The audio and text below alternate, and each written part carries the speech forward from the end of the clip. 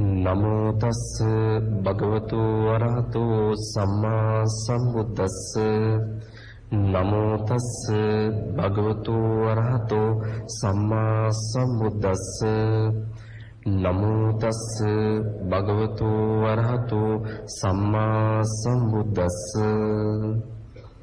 බුද්ධං සරණං ගච්ඡාමි බුද්ධං සරණං ගච්ඡාමි ධම්මං සරණං ගච්ඡාමි ධම්මං සරණං ගච්ඡාමි සංඝං සරණං ගච්ඡාමි සංඝං සරණං ගච්ඡාමි ဒုတိယံ පි බුද්ධං සරණං ගච්ඡාමි ဒုတိယံ පි බුද්ධං සරණං ගච්ඡාමි ဒုတိယံ පි ධම්මං සරණං ගච්ඡාමි ဒုတိယံ පි ධම්මං සරණං ගච්ඡාමි ဒုတိယံ පි සංඝං සරණං ගච්ඡාමි ဒုတိယံ පි සංඝං සරණං ගච්ඡාමි တတိယံ පි බුද්ධං සරණං ගච්ඡාමි တတိယံ පි බුද්ධං සරණං ගච්ඡාමි တတိယံ පි ධම්මං සරණං ගච්ඡාමි တတိယံ පි ධම්මං සරණං ගච්ඡාමි တတိယံ පි සංඝං සරණං ගච්ඡාමි တတိယံ පි සංඝං සරණං ගච්ඡාමි สรณากมนังสัมปุณนัง ආමබන්තේ ปานาติปาตาเวรมณีสิกขาปดังสมาธิยามิ ආනාතිපාතා වේරමණී සික්ඛාපදං සමාදියාමි อดินนาดานาเวรมณีสิกขาปดังสมาธิยามิ අදින්නාදානා වේරමණී සික්ඛාපදං සමාදියාමි คามิสุมิจฉาจาราเวรมณีสิกขาปดังสมาธิยามิ කාමේසු මිච්ඡාචාරා වේරමණී සික්ඛාපදං සමාදියාමි มุสาวาดาเวรมณีสิกขาปดังสมาธิยามิ මුසාවාදා වේරමණී සික්ඛාපදං සමාදියාමි สุราเมรยมัจจปมาดัฏฐานาเวรมณีสิกขาปดังสมาธิยามิ සුරාමේරේ මජ්ජපමා දට්ඨානා වේරමණී සික්ඛාපදං සමාදියාමි ติสารณีเนสัดดิงปัญจศีลังธัมมังสาธุกังสุรักขิตังกัตตวาอัปปมาเดนสัมปาเดตับบัง ආමබන්තේ සාදු සාදු සාදු สมันตาจักรวาเลสุอัตรากัจฉันตุเดวตา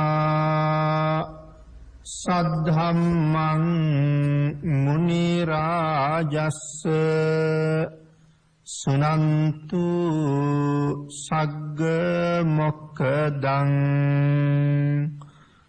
ธัมมัสสวนกาโลอายังบัดันตาธัมมัสสวนกาโลอายังบัดันตาธัมมัสสวนกาโลอายังบัดันตา නමෝ තස්ස භගවතු අරහතු සබ්බ ධම්මේසු අප්පටිහත ඥානචාරස්ස දස බලධරස්ස චතුවේ සාරජ්‍ය විසරදස්ස සබ්බ සත්තුත්තමස්ස ධම්මිස්සරස්ස ධම්මරාජස්ස ධම්මස්සාමිස්ස තථාගතස්ස සබ්බඤුනෝ සම්මා සම්බුද්දස්ස නමෝ තස්ස භගවතු අරහතෝ සබ්බ ධම්මේසු අප්පටිහත ඥානචාරස්ස දස බලධරස්ස චතුවේ සාරජ්‍ය විසරදස්ස සබ්බ සත්තුත්තමස්ස ධම්මිස්සරස්ස ධම්මරාජස්ස ධම්මස්සාමිස්ස තථාගතස්ස සබ්බඤුනෝ සම්මා සම්බුද්දස්ස නමෝ තස්ස භගවතු අරහතෝ සබ්බ ධම්මේසු අප්පටිහත ඥානචාරස්ස දස බලධරස්ස චතුවේ සාරජ්‍ය විසරදස්ස සබ්බ සත්තුත්තමස්ස ධම්මිස්සරස්ස ධම්මරාජස්ස ධම්මස්සාමිස්ස තථාගතස්ස සබ්බඤුනෝ සම්මා සම්බුද්දස්ස වැඩම කොට වදාළ ගෞරවනීය පොඩි හාමුදුරුවන් වහන්සේ ඒ වගේම පින්වත් අපේ සිල්මෑණියන් වහන්සේ මේ උතුම් ධර්ම දේශනා පින්කම් මාලාව ධම්ම නදී තිත්ත දේශනා මාලාවේ ප්‍රධාන සංවිධායක සරත් ශාන්ත දේශප්‍රිය මැතිතුමා ඒ වගේම ප්‍රියංකා මහත්මිය ප්‍රධානව ධර්ම ශ්‍රවණය කරන්න සූදානම් වෙන කාරුණික ගුණගරුක බෞද්ධ පින්නතුනි අදත් මේ සූදානම් වෙන්නේ තවත් උතුම් ධර්ම කාරණා කීපයක් ධර්ම දේශනාව තුළින් සාකච්ඡා කරන්න. අද ධර්ම දේශනාවේ ප්‍රධාන දායකත්වයේ දරන සත්පුරුෂ දායක පින්වත් පිරිස ලෝකයේ තියෙන උතුම්ම දානමය පින්කම වෙච්ච ධර්ම දානමය පින්කම සිදු කර ගනිමින් විශාල පිරිසකට ධර්ම ශ්‍රවණය කරන්න මේ මොහොතේ අවස්ථාව උදා කරලා දෙනවා. එයින් ලැබෙන අසීමාන්තික පුණ්‍ය සම්පත් සැප සහිත ප්‍රතිපදාවෙන් උතුම් නිර්වාණ ධර්මය අවබෝධ කර ගැනීම සඳහාම සියලු දෙනාටම හේතු වාසනා වේවා කියලා ප්‍රාර්ථනා කරනවා. පින්නතුනි මේ ධම්ම නදී තිත්ත ධර්ම දේශනා මාලාව තුළ පහුගිය දවස්වල අපි සාකච්ඡා කරන්න යෙදුනේ ලෞතර බුදුරජාණන් වහන්සේගේ දායාදය ශාස්ත්‍රීය දායාදය එහෙම නැත්නම් ධම්ම දායාද කියන අති උතුම් සූත්‍ර දේශනාව. මේ දේශනාව මුල් කරගෙන අපි ධර්ම දේශනා 4 මේ වෙනකොට සිදු කරලා තියෙනවා මේ වැඩසටහන තුල.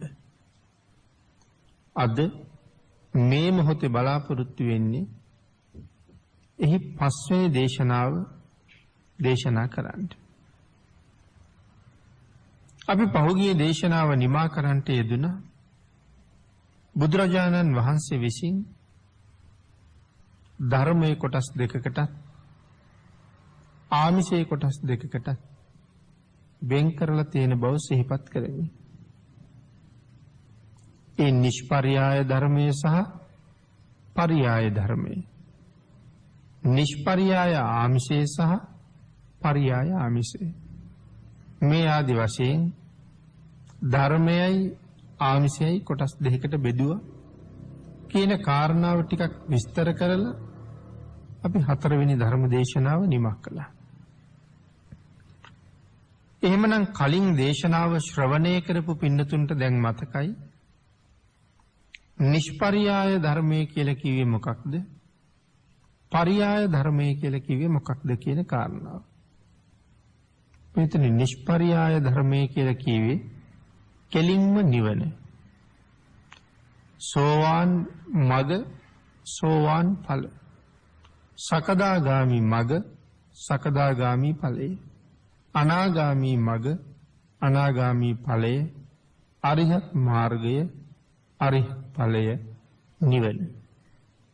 මෙන්න මේ කාරණා 9 නිෂ්පරියාය ධර්මයයි කියලා පැහැදිලි කළා. ඒකට පරියාය ධර්මය කියලා කිව්වේ නිවන ප්‍රාර්ථනා කරගෙන තවත් නොයෙක් පින්කම් අපිට කරන්න පුළුවන්.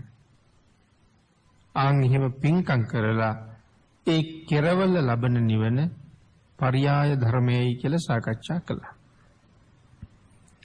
ඊළඟට පරියාය ආමිෂය නිෂ්පරියාය ආමිෂය. එතන නිෂ්පරියාය ආමිෂය කියලා කිව්වේ චීවර පිණ්ඩපාත සේනාසන ගිලාන ප්‍රත්‍ය කියන සිව්පසය. කෙලින්ම සිව්පසය.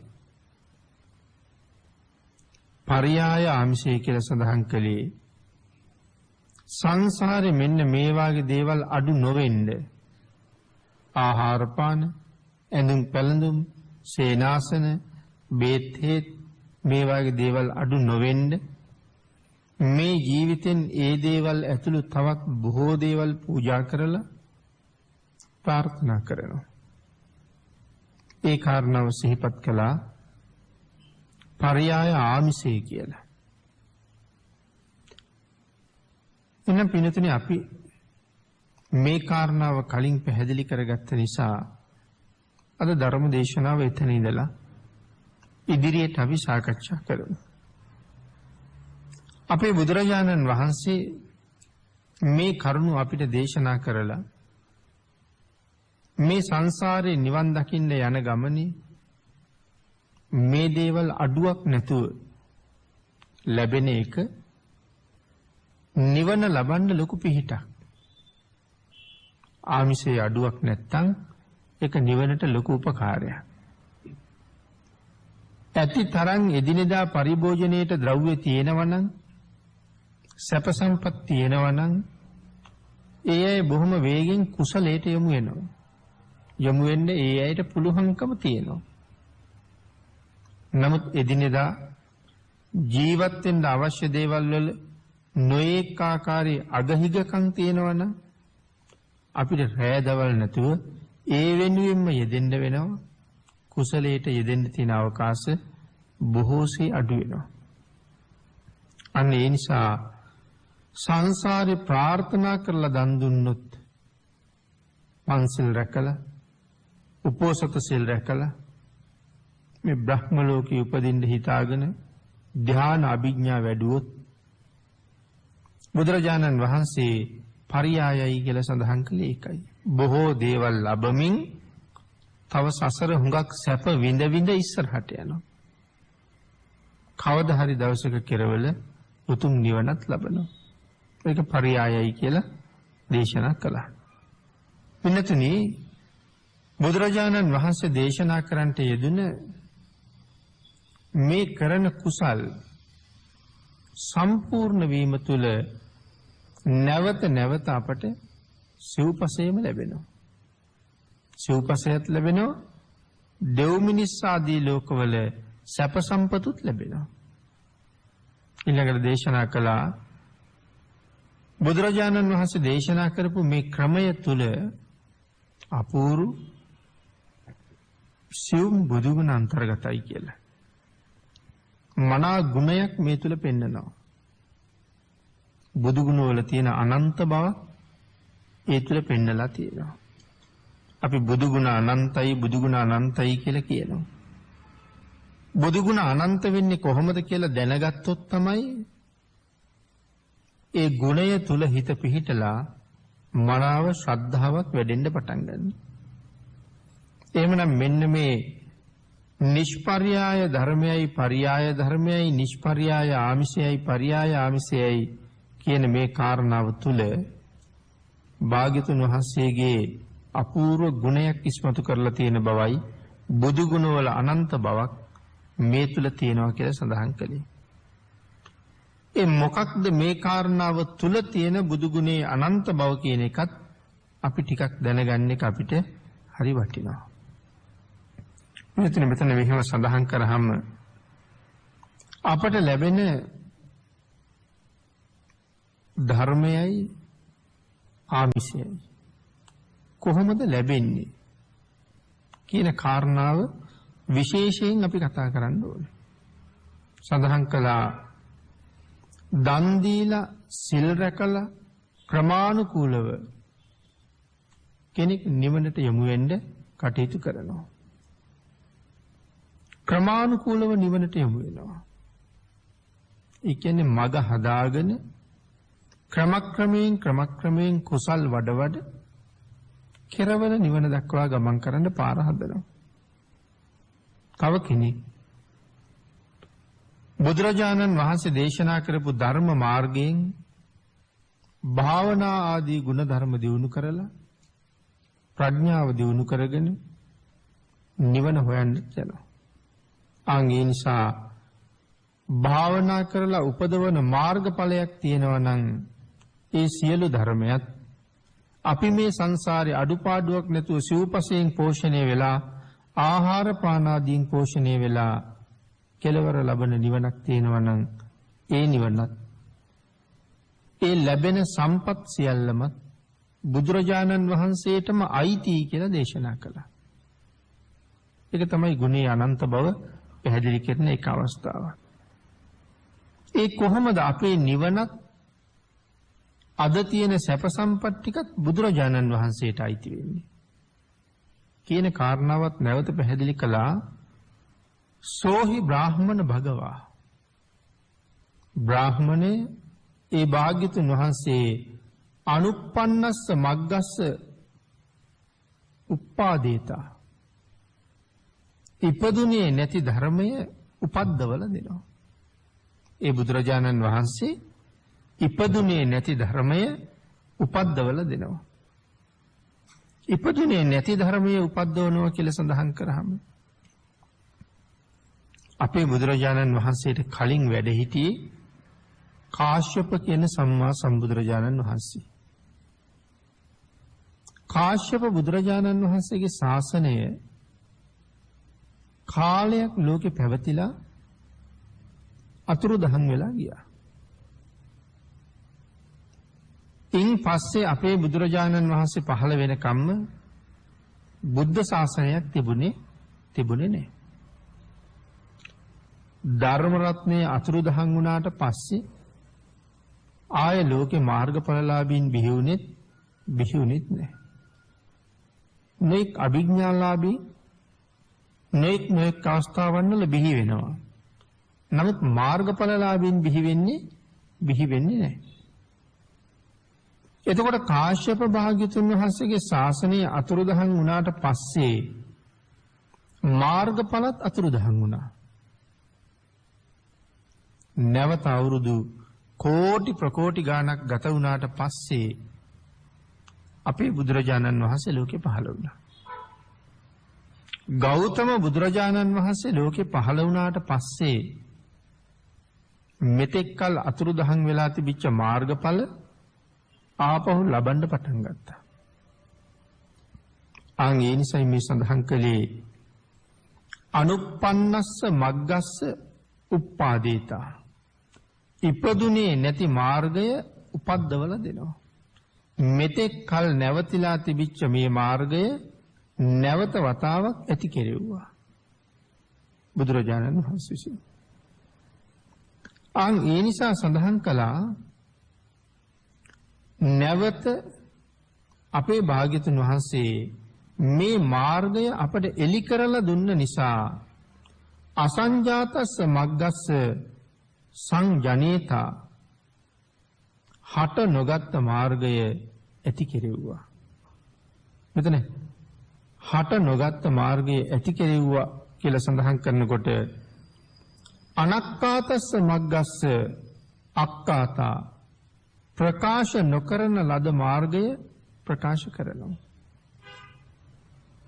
කාශ්‍යප භාග්‍යතුන් වහන්සේත් අපේ භාග්‍යතුන් වහන්සේත් අතර මේ අතර කාලයේ ප්‍රකාශ නුවණ ධර්මය නැවත වතාවක් දේශනා වෙන්න ප්‍රකාශ කෙරෙන්න පටන් ගත්තා.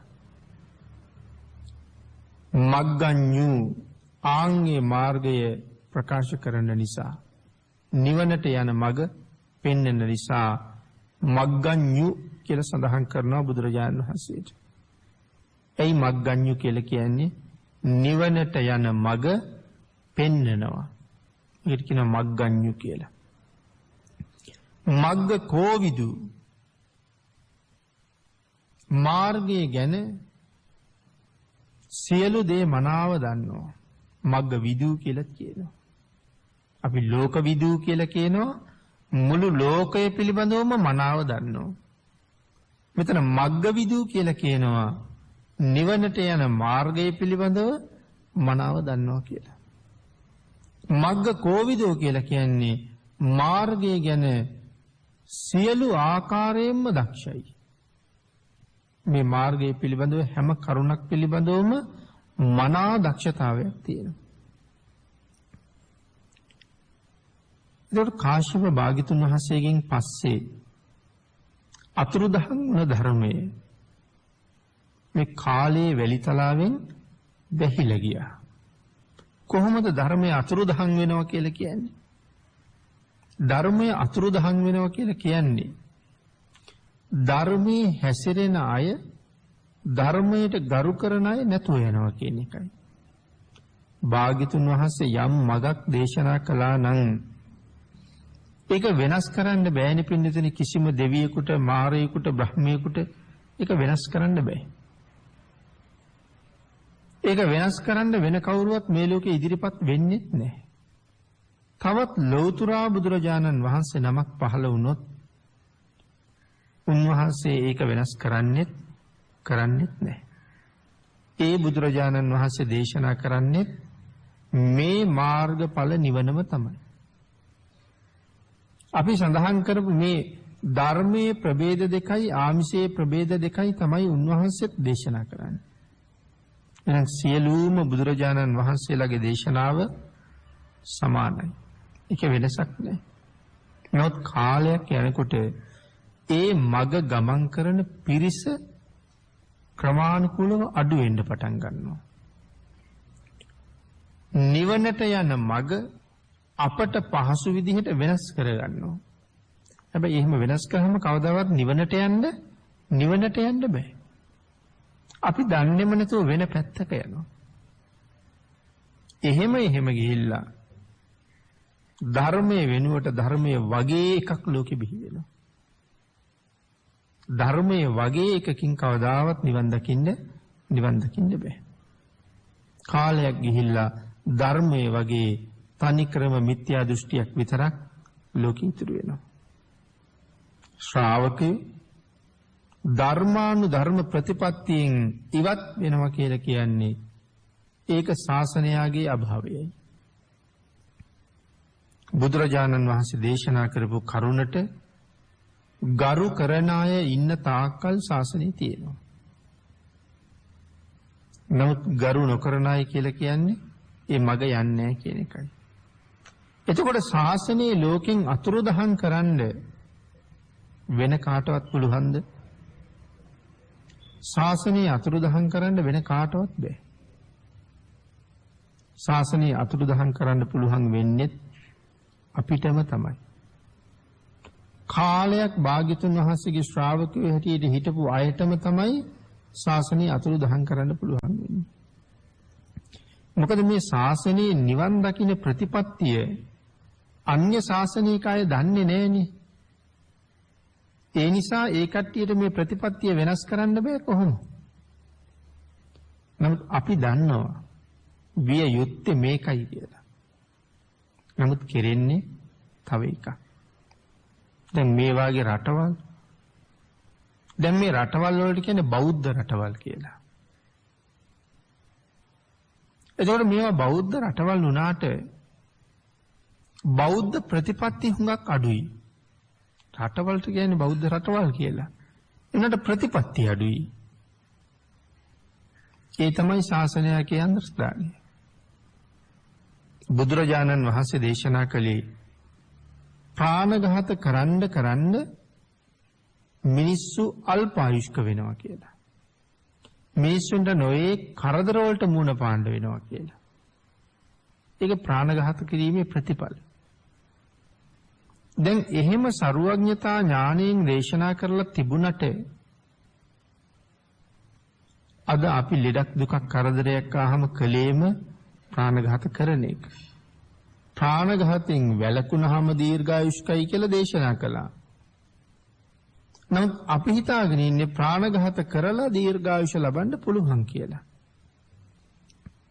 දැන් ඕන තරම් ඔය රෝග වැළඳෙන්න ගත්තාම අපි කලිනුත් සාකච්ඡා කරපු කරුණු මේ. දැන් මැලේරියාව වැළඳෙනකොට, ඩෙන්ගු වැළඳෙනකොට මේ මදුරුව වගේ සත්තුන්ගෙන් තමයි බෝ වෙන්නේ. තවත් ඒ වගේ සත්තුන්ගෙන් බෝ වෙන රෝග තියෙනවා. ඒ වෙලාවට අපි කරන්නේ ඒ සත්තු විනාශ කරලා දාන එක. ඒ සත්තු විනාශ කරලා දීර්ඝායුෂ ලබන එක අපේ බලාපොරොත්තුව. ඩෙන්ගු හැදිලා මැරෙයි කියලා තියෙන බය නිසා ඩෙන්ගු මදුරුවෝ ටික විනාශ කරලා තව කාලයක් ජීවත් වෙන එක අපේ බලාපොරොත්තුව. නමුත් ඒ වුණාට ඒක වෙන්නේ නැහැ. මැලේරියාව මර්ධනීය වුණාම ඩෙන්ගු හැදෙනවා. ඩෙන්ගු මර්ධනය කරාම තවත් ඒ වාගේ බෙහෙත් නැති ආයෙත් රෝගයක් එනවා. ඒකට වැඩපිළිවෙලක් හදාගෙන යනකොට තවත් රෝගයක් එනවා. ඒ වගේ ප්‍රතිඵල හැටියට වසංගත රෝග බෝ වෙන්න පටන් ගන්නවා. කොයි ක්‍රමයෙන් හරි අපි අල්පායුෂ්ක වෙනවා මිසක් දීර්ඝායුෂ්ක වෙන බවක් පේන්නේ නැහැ. නමුත් භාග්‍යතුන් වහන්සේගේ දේශනාවට ගරු කරලා යමෙක් ප්‍රාණඝාතයෙන් වැළකීලා කටයුතු කරන්න පටන් ගත්තොත් ඒ පුද්ගලයාට දීර්ඝායුෂ ලැබෙනවා. මේ බොහෝ දෙනාගේ ක්‍රියාකාරකම් මත ඇති වෙන සමාජ ව්‍යසනයෙන් Tamanටත් මැරෙන්න සිද්ධ වුණත් ඊළඟ උපදින භවයේ අතිශයින්ම දීර්ඝායුෂිකයි. නමුත් මේ ජීවිතයේ දීර්ඝායුෂ රැකගන්න ප්‍රාණඝාත කරපු අයගේ මෙලවත් දීර්ඝායුෂ හිග වෙනවා. නැවත තැනක උප්පත්තිය ලැබහම ඒ ජීවිතෙත් අල්පායුෂ්කයි. ඒක එක කාලයකට නෙමෙයි සමහරලාට ආත්ම ලක්ෂ කෝටි ගණන් අල්පායුෂ්ක වෙන්න වෙනවා. ඒ තමයි ධර්මයේ අතුරුදහන් වෙන ක්‍රමය. ධර්මයේ තියෙනවා පිළිපදින අය නැතුව යනවා. නිවන් මඟ එහෙමම වැහිලා යනවා. ලෞතර බුදුරජාණන් වහන්සේ ලෝකේ පහළ වෙලා වැහිලා ගියපු නිවන් මඟ ආපහු සැරයක් මතු කරනවා. මතු කරලා ඒ නිවන් මඟ ලෝක සත්වයාට නැවත එලිපෙහෙලි කරලා දෙනවා. ආයත් බුදුරජාණන් වහන්සේගේ කීකරු ශ්‍රාවක පිරිසක් හැදිලා ඒ මතු කරලා දුන්න මාර්ගයෙන් ඒ අය ආපහු සෝවාන් සකදාගාමි අනාගාමි අරිහත් කියන උතුම් මාර්ගයෙන් නිවනින් කෙරවල හොයනවා. එහෙමනම් කාශ්‍යප භාග්‍යතුන් වහන්සේගේ කාලේ යට ගිය ධර්මයේ අපේ බුදුරජාණන් වහන්සේ ආයසරයක් මතු කරලා ලෝකයට නිවන් දොර ඇරලා දුන්නා.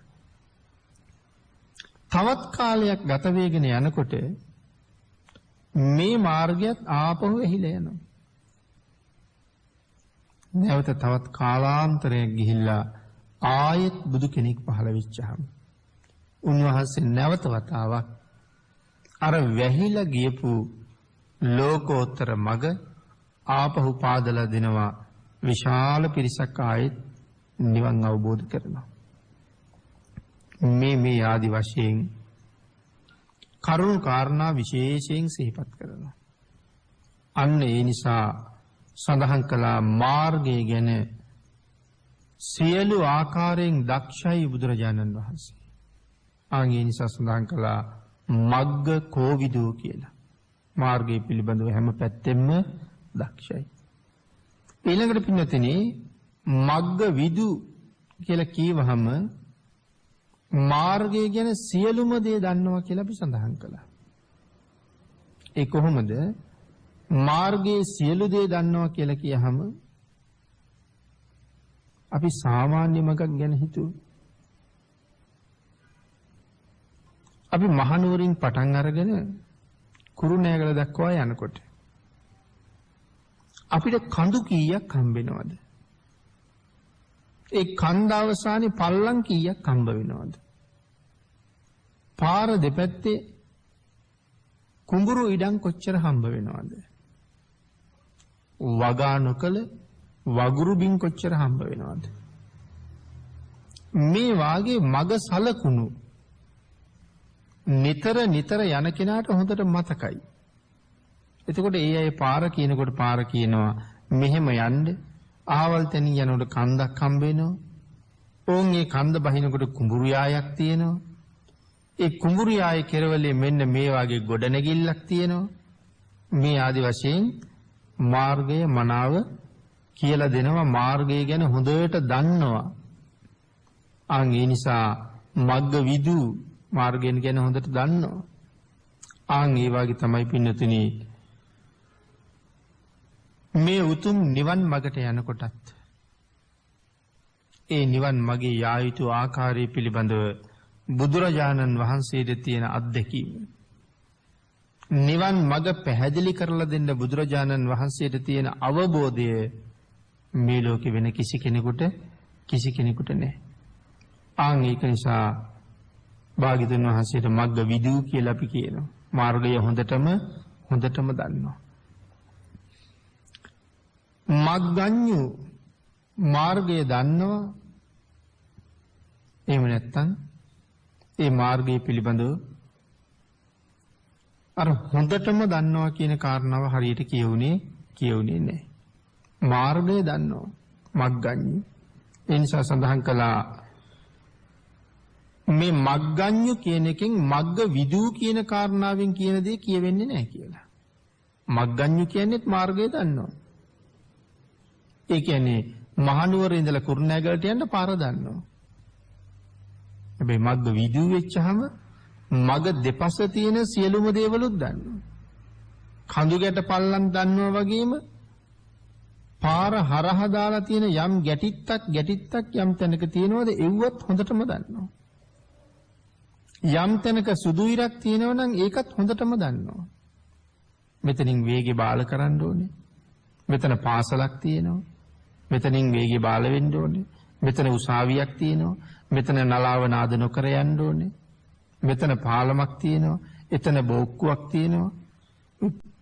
යන මග දන්නවා විතරක් නෙමෙයි මග සලකුණුත් ඔක්කොම දන්නවා. ඒකයි සඳහන් කළේ මග්ගඤ්ඤු කියන කාරණාවෙන් මග්ග විදූ කියන කාරණාවෙන් කියන දේ දන්නේ නැහැ. නමුත් භාග්‍යවතුන් වහන්සේ සතුව මේ සියලුම දේවල් තියෙනවා කියන එකයි මේ නම් වලින් හඳුන්වලා තියෙන්නේ. ඊළඟට පින්නතුනි මග්ග කෝවිදෝ කියලා කීවේ මාර්ගෙහි ගමන් කරලා තියෙනවා කියන කාරණාව. මාර්ගයේ ගමන් කරලා තියෙනවා. ලෞතර බුද්ධත්වයට ආවේ මේ සියලු මග පහු කරලා. ඒ නිසා පහු කරපු මාර්ගය පිළිබඳව කිසිම සැකයක් නැහැ.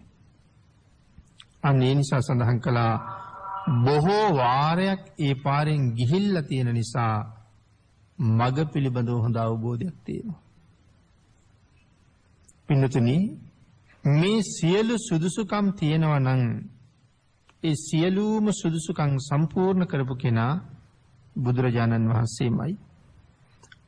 ඒ බුදුරජාණන් වහන්සේ ගමන් කළ මාර්ගයට අනුව මේ කාලේ ශ්‍රාවකයෝ ගමන් කරනවා. බුදුරජාණන් වහන්සේ මේ මාර්ගයේ ගමන් කරලා ඒ මාර්ගයේ ගමන් කරන හැටිත් මග සලකුණුත් දේශනා කරපු නිසා එදත් අදත් හැබෑම ශ්‍රාවකයා භාග්‍යතුන් වහන්සේ ගත් මග ගන්නවා. මෙන්න මේ ශ්‍රාවකයට එහෙම ගමන් කරන ගමන් කරන්න අවශ්‍ය සියලු දේ සම්පාදනය කරලා දීලා තියෙනවා. තමන් වහන්සේ ගමන් කරපු මාර්ගයේ ශ්‍රාවකයන්ටත් ගමන් කරන්න අවශ්‍ය සියලු කරුණු සියලු මඟ කවුද සම්පාදනය කරලා දුන්නේ? බුදුරජාණන් වහන්සේ. නිවන් දකින්න හැටි බුදුරජාණන් වහන්සේ කියලා දුන්න නිසයි අසංඛ්‍ය ගණන් මේ ශාසනයේ නිවන් දැක්කේ. කාශ්‍යප බුද්ධ ශාසනයෙන් පස්සේ අසංඛ්‍ය ගණන් සත්වයින් නිවන් අවබෝධ කළේ කොහොමද? බුදු කෙනෙක් පහළ වෙලා මග කියලා දුන්න හින්දා. පහළ වෙලා මග කිව්වේ නැත්තම් ඒ තරම් නිවනට යන පිරිසක් කොහොමත් නැහැ. එහෙනම් මග කියලා දුන්නා. ආන් ඒ මාර්ගයේ ගමන් කරපු ශ්‍රාවකයෝ ඒ උතුම් ස්ථානය ස්පර්ශ කළා. නිවන ලබාගත්ත කියන කාරණාව ඒ සඳහන් කළේ. ඊළඟට පින්නතුනි රතන සූත්‍රය. අපි හැමෝම දන්නවා රතන සූත්‍රය. මේ රතන සූත්‍රයේ බුදුරජාණන් වහන්සේගේ හැකියාව පිළිබඳව සහ භාග්‍යවතුන් වහන්සේ හඳුන්වන්න පාවිච්චි කරපු නම් කීපයක් සඳහන් කරනවා. රතන සූත්‍රයේදී බුදුරජාණන් වහන්සේට විශේෂයෙන් ප්‍රශංසා කරලා තියෙනවා. මුළු සූත්‍රයේ පුරාම තියෙන තුනුරුවන්ගේ ගුණනේ. එහෙනම් මේ සූත්‍රයේ විශේෂයෙන් භාග්‍යවතුන් වහන්සේට ප්‍රශංසා කරනවා. කොහොමද? වරෝ වරඤ්ඤු වරදෝ වරහරු. එහෙනම් එයි මේ වරෝ කියලා කියන්නේ? වරෝ කියලා කියන්නේ නිවනට නමක්. වරෝ කියන්නේ නිවනට නමක්. වරඤ්ඤු නිවන පෙන්නනවා. වරඤ්ඤු කියලා කිව්වේ ඒ නිවන, වරෝ කිව්වේ නිවන, වරඤ්ඤු කියලා කිව්වේ ඒ නිවන පෙන්නනවා. එහෙනම් නිවන පෙන්නපු කෙනෙක් ඉන්නවා. කවුද ඒ කෙනා? බුදුරජාණන් වහන්සේ. එහෙනම් භාග්‍යතුන් වහන්සේට වරඤ්ඤු කියලා කියන්නත් පුළුවන් ඒ උතුම් නිවන් මඟ දක්වන නිසා. තව වචනයක් තියෙනවා වරදෝ කියලා. වරදෝ කියලා කියන්නේ නිවනට යන ඒ මාර්ගය අපට පෙන්නලා දෙනවා. නිවනට ගමන් කරන මඟ අපට පෙන්නලා දෙනවා. වරහරෝ කියලා කිව්වේ ඒ නිවන් මාර්ගය තමන් ඉදිරියේ එළනවා. ඒකයි වරහරෝ කිව්වේ නිවන් මඟ අපේ ඉදිරියෙන් එළනවා. මෙන්න මේ එළන මාර්ගයේ දිගේ යන්න. දැන් කෙනෙක් දේශනාවට වැඩමවනකොට, දානයට වැඩමවනකොට, පිරිතට වැඩමවනකොට, තවත් ආගමික කටයුතු වලට මහා සංඝරත්නයේ වැඩමවනකොට පාවඩයක් කෙලෙනවා. භික්ෂුන් වහන්සේලා වඩිනවා, ඉස්සරහින් පාවඩ එලනවා. අපි දකිනවා මාර්ගයේ දිගයි, ඒ තරම් පාවඩේ නැති වෙලාවට අර පහුවන පාවඩ ආපහු ගෙනලා සංඝයාගේ ඉස්සරහින් ආපහු එලනවා. එහෙනම් පාවඩේ එලනවා, මේ පාවඩේ දිග වඩින්න. ආන් ඒ වාගේ වරහරෝ කියලා සඳහන් කළෙත් නිවන් මාර්ගය අපි ඉස්සරහ පිට එලනවා බුදුරජාණන් වහන්සේ. මේ සංසාරයෙන් එතර යන්න නම් මෙන්න මේ පාරේ යන්න පාරවල් ගොඩක් තියෙනවා. සමහර පාරක ගියහම අපායෙ ගිය හැකි. තව පාරක ගියහම තිරිසන් ලෝකෙ ගිය හැකි. තව පාරක ගියහම දිව්‍ය ලෝකෙ ගිය හැකි. තව පාරක ගියහම නිවනට ගිය හැකි. ආන් ඒ වගේ නිවනට යන පාර අපි ඉදිරියේ එළනවා. ආන් ඒක නිසා කියනවා වරහරෝ කියලා.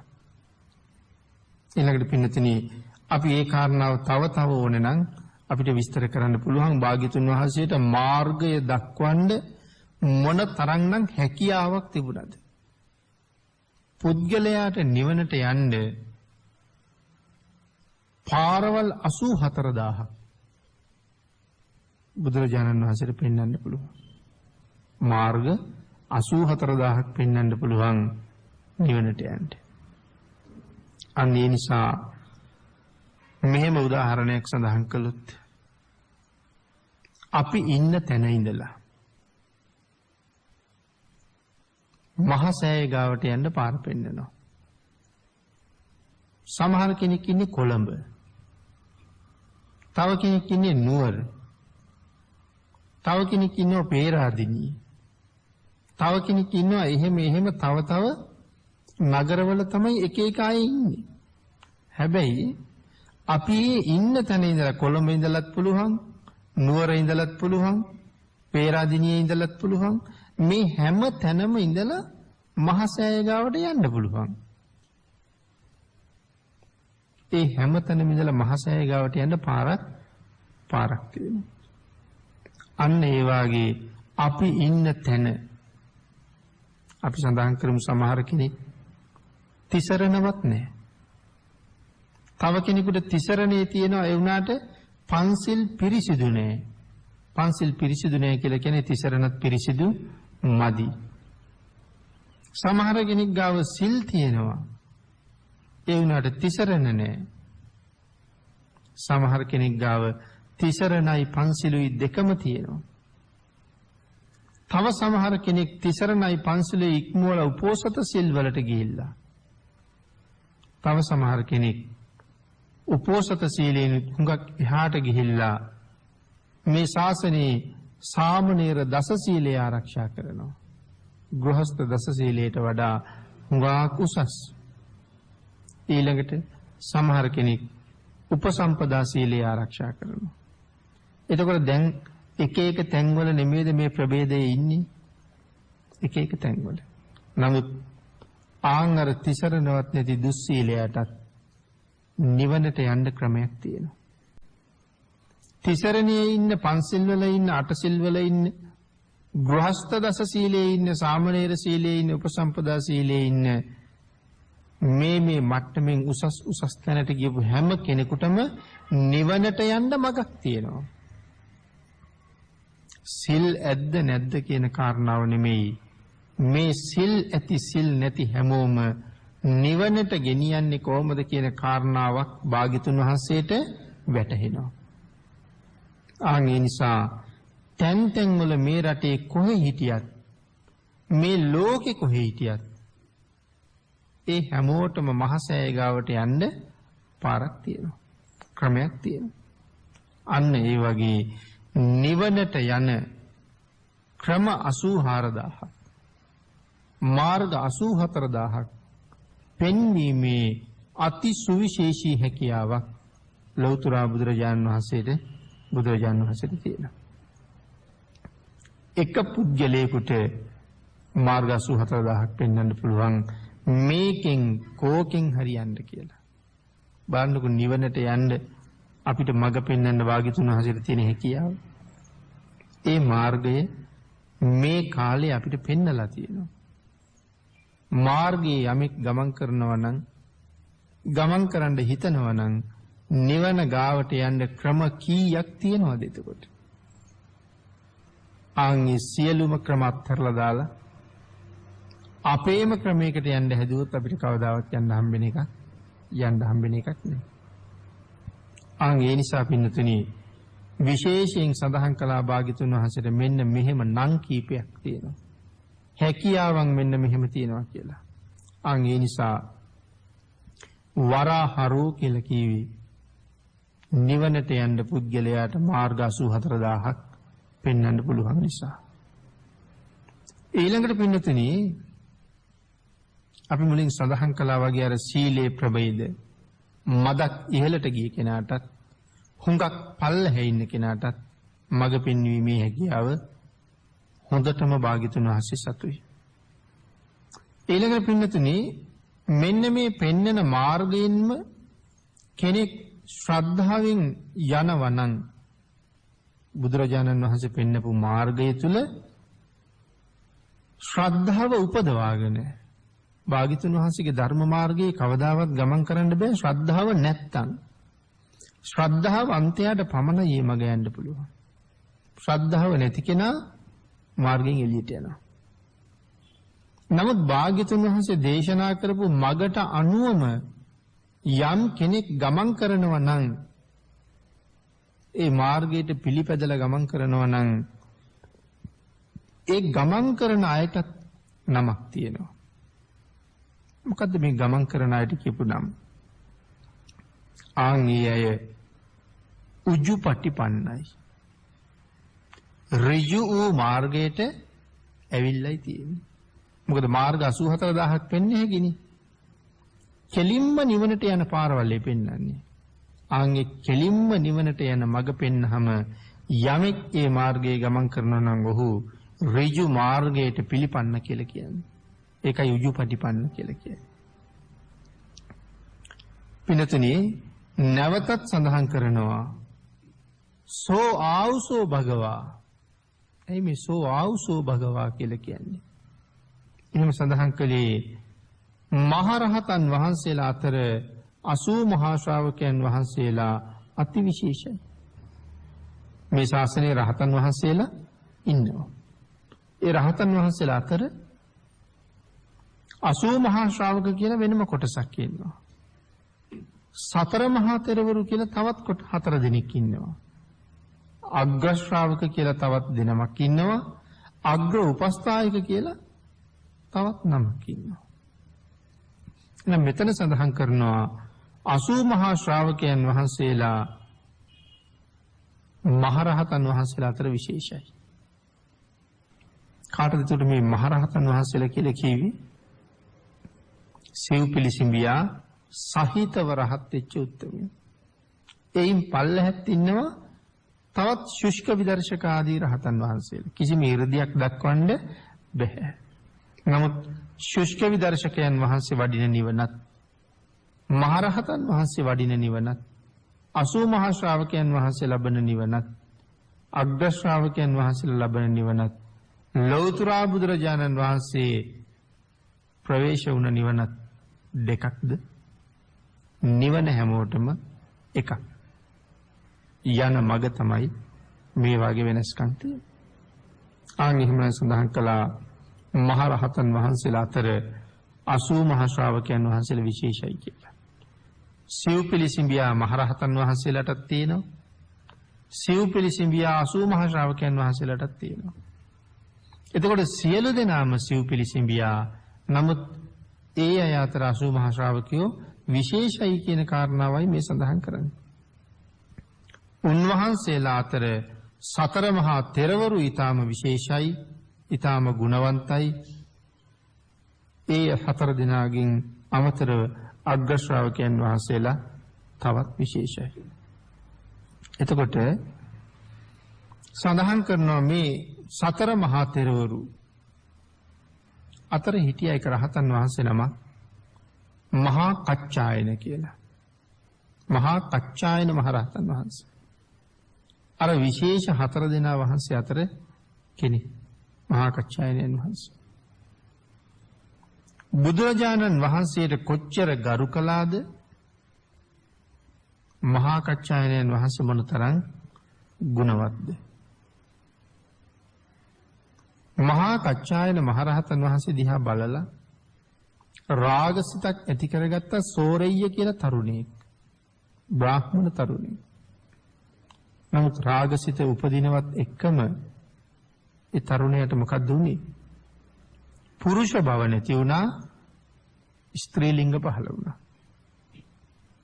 පිළිතුරේ අපිට තේරෙන්නේ නැහැනේ මේ ශාසනයේ ශ්‍රාවකයෝ කොහොමද කියලා. උන්වහන්සේ දිහා බලලා වචනයක්වත් කතා නොකර දැකී මාත්‍රයෙන් හිතේ රාගයක් ඉපදුනා. ඒ රාගය ඉපදුන මාත්‍රයෙන් පුරුෂ ලිංග අතුරුදහන් කරන්න තරම් මොන ගුණයක් තිබ්බද කියන කාරණාව හරියටම හිතන්න පටන් ගත්තොත් මේ ශාසනයේ ආර්ය මහා සංඝයා කියන කාරණාව අපිට ආත්ම ගානකටවත් වැටහෙන්නේ නැහැ. කොයිතරම් ගුණවත්ද කියලා. වැරදියට වචනයක් කිව්වොත් උන්වහන්සේලාට වැරදියට වචනයක් කිව්වොත් සමාව ගත්තේ නැත්නම් බේරෙන්නත් බෑ. කලින් දේශනාවල් වල නිතර මතක් කළා අර වත්සකාර ඇමති ගැන. මං හිතන්නේ අහලා ඇති බණ අහනකොට. ගිජ්ජකූට පර්වතයේ බැහැගෙන එනවා මහා කච්චායනයන් වහන්සේ. වත්සකාර ඇමති බලාගෙන ඉඳලා සඳහන් කළා හරියට නිකන් ගෝණංගල වඳුරෙක් වහිනවා වගේ කියලා. ඒ ගෝණංගල කියලා කියන්නේ කුදු වෙච්ච. ගෝණංගල කියන්නේ හරකුන්ගෙන් හාන නගුලට. නගුල නැමිල්ලනේ තියෙන්නේ. ආන් ඒ වගේ නැමිච්ච වඳුරෙක් වගේ කුදු වෙච්ච වඳුරෙක් වගේ කියලා කිව්වා. බැහැගෙන එනකොට එහෙමයි පේන්නේ කියලා. බුදුරජාණන් වහන්සේට කීවා ඒ කාරණාව ගිහිල්ලා. ස්වාමීනි වත්සකාර මහා කච්චායනයන් වහන්සේට මෙන්න මෙහෙම කිව්වා කියලා. භාග්‍යවතුන් වහන්සේ දේශනා කළා වත්සකාර සමාව ඉල්ලුවේ නැත්තම් වත්සකාරට මොනවද දෙනවා කිව්වේ? වත්සකාරට වඳුරෙක් වෙන්න වෙනවා කිව්වා. වත්සකාර හරි මාන්නක්කාරයි. ආරංචි වුණා කතාව. නමුත් සමාව නම් ගන්න හිතුවේ නෑ මානයක තරම. ගිජ්ජකූට පුරාම ඒ අවට පළතුරු වැව්වා. හමුදාව දාලා ආරක්ෂා කෙරෙව්වා. මොකටද? වඳුරෙක් වෙලා කන්න. දන්නවා බුදුරජාණන් වහන්සේ දේශනා කළොත් කලාම තමයි කියලා. නමුත් සමාව ගන්න හිතෙන්නේ. පස්සේ වඳුරෙක් වෙලා මිනිස්සු වත්සකාර කියලා අඬ ගහනකොට ළඟට දුවගෙන එනවා කියලා සඳහන් කළා. ඒ කච්චායනයන් වහන්සේට කියපු වචනේ. එතකොට අපිට මේ මහ තෙරවරුන්ගේ ගුණය ගැන ජීවිත කාලයක්වත් තේරුම් ගන්න බෑ. ආත්ම ගණනාවකටවත් වැටහෙන එකක් නැහැ කියලා කිව්වේ ඒකයි. ආන් ඒ මහා කච්චායනයන් වහන්සේ බුදුරජාණන් වහන්සේගේ වචනයට මොන තරම් ගරු කළාද මේ මහා ශ්‍රාවකයෝ කියන කාරණාවයි මෙතන මේ සඳහන් කරන්න සූදානම් වෙන්නේ. නමුත් පින්නතුනි අපිට අද ධර්ම දේශනාවට තියෙන කාලය අවසන් වෙලා නිසා මේ මහා ශ්‍රාවකයන් වහන්සේලා බුදුරජාණන් වහන්සේට කොච්චර ගරු කළාද කියන කාරණාව අපි ඊළඟ දේශනාවෙන් සාකච්ඡා කරන්න ඉඩ තියලා අදට ධර්ම දේශනාව මෙතනින් නිමා කරමු. මේ උතුම් ධර්ම දේශනාව සඳහා සදැහැති දායකත්වය ලබා දෙනු ලබන්නේ මහනුවර කලාප අධ්‍යාපන කාර්යාලයේ සහකාර අධ්‍යාපන අධ්‍යක්ෂ ශාන්ත තෙන්නකෝන් මහත්මයා සහ හුරීකඩුව බාලිකා මහා විද්‍යාලයේ දයානී වික්‍රමාරච්චි ගුරු මහත්මිය විසින් මේ දෙපළ විසින් උතුම් අරමුණු කීපයක් සිහිපත් කරනවා. මහනුවර කෝංගල්ල ප්‍රාථමික විද්‍යාලයේ 4 වෙනි ශ්‍රේණියේ ඉගෙනුම ලබන සනුජ ලිතුම් රාජපක්ෂ සහ එක ශ්‍රේණියේ අධ්‍යාපනය ලබන නිරෝෂ ඒෂාන් රාජපක්ෂ යන පුංචි පුතුන් දෙපළට රත්නත්‍රයේ අනන්ත ගුණ බලයෙන් අපල උපද්‍රව තිබේ නම් දුරු වේවා, නිදුක් නිරෝගී චිරජීවනයේ උදා වේවා කියලා ප්‍රාර්ථනා කරනවා. දිලිනි ශානිකා තෙන්නකෝන් සහ තිලිනි රුවන් තෙන්නකෝන් යන දරුවන්ගේ උසස් අධ්‍යාපන කටයුතු සාර්ථක වේවා, ගුණ නැන දියුණු වේවා, නිදුක් නිරෝගී චිරජීවනයේ උදා වේවා කියලා ප්‍රාර්ථනා කරනවා. ශ්‍රී ලංකා වාසී සියලුම දූ දරුවන්ගේ අධ්‍යාපන කටයුතු සාර්ථක වී නැවත අධ්‍යාපන කටයුතු ආරම්භ වී ගුණ නැන සපිරුණු දරු පිරිසක් දැයට උරුම කරන්න මේ ආනිසංසයේ හේතු වේවා කියලා ආශිර්වාද කරනවා. සුජීවත්ව සිටින දෙමව්පියන් වන ජී වික්‍රමාරච්චි මහත්මයා සහ ඩී සමරකෝන් මෑණියන්ට මේ පින් අනුමෝදන් වේවා, නිදුක් නිරෝගී චිරජීවනයේ උදා වේවා. පරලෝසපත් අපි සියලු දෙනාගේම සංසාරගත සියලුම දෙමව්පියන්ට ඥාතීන්ට මේ පින් අනුමෝදන් වේවා. සුගතිගාමී උප්පත්ති කරා ළඟා වී උතුම් වූ නිර්වාණ අවබෝධයෙන් සැනසෙන්නත් මේ කුසල් හේතු වේවා කියලා ප්‍රාර්ථනා කරනවා. පරලෝසපත් සියලුම සංසාරගත ඥාතීන්ට දෙමව්පියන්ට පින් අනුමෝදන් වේවා. ඒ අයටත් සුගතිගාමී උප්පත්තියක් සඳහා මේ කුසල් හේතු වේවා කියලා ආශිර්වාද කරනවා. නැන නුවණ පාදමින් මඟ පෙන්වූ අප සියලු දෙනාගේම ගුරු බෞතුන්ටත් මේ පින් අනුමෝදන් වේවා. අපවත් වී වදාළ බෞද්ධ මාධ්‍ය ජාලයේ නිර්මාතෘ පරම පූජනීය දරණාගම කුසල ධම්මනායක මාහිම්පාණන් වහන්සේටත් මේ පින් අනුමෝදන් වේවා. ධාර්මිකව රට පාලනය කරන රාජ්‍ය නායකයන්ට හා රාජ්‍ය සේවකයන්ට මේ පින් අනුමෝදන් වේවා. ධම්ම නදී තිත්ත සදහම් දේශනා සංවිධානය කරන දේශප්‍රිය මහත්මයාටත් එතුමා හැදූ වැඩූ දෙමව්පියන්ටත් එතුමාගේ සංවිධායක මණ්ඩලයේ සියලු දෙනාටම ත්‍රිවිධ රත්නයේ ආශිර්වාදය ලැබේවා. උතුම් සද්ධර්මයේ දේශනා කරමින් සත්පුරුෂ පිරිසට සංසාරයෙන් එතර වීමට මඟ පෙන්වන දේශකයන්න් වහන්සේට නිදුක් නිරෝගී චිරජීවනයේ උදා වේවා. ස්වාමින් වහන්සේ බලාපොරොත්තු වන්නා වූ උතුම් ආර්ය මාර්ගය ලබා ගැනීමට මේ උතුම් ධර්ම දානමේ දේශනාමය කුසල් හේතු වේවා. දේශකයන්න් වහන්සේගේ පින්වත් දෙමව්පියන්ටද මේ මාර්ගයේ කියා දුන් ගුරුතුමන්ටද මේ කුසල් අඩු නැතුව අනුමෝදන් වේවා කියලා ප්‍රාර්ථනා කරනවා. අද දින උතුම් කුසල කර්මයේ සඳහා සහභාගී වූ අප සියලු දෙනාටම ආර්ය ධර්මයේ අවබෝධ කරගෙන සැනසීම ලබා ගැනීමට මේ පින් හේතු වේවා. සසර ගමනේදී සත්පුරුෂ දර්ශන මාත්‍රය අසත්පුරුෂ දර්ශන මාත්‍රයක්වත් නොවේවා. සත්පුරුෂ කල්යාණ මිත්‍රයන් ඇසුරු කරන්ට ලැබේවා.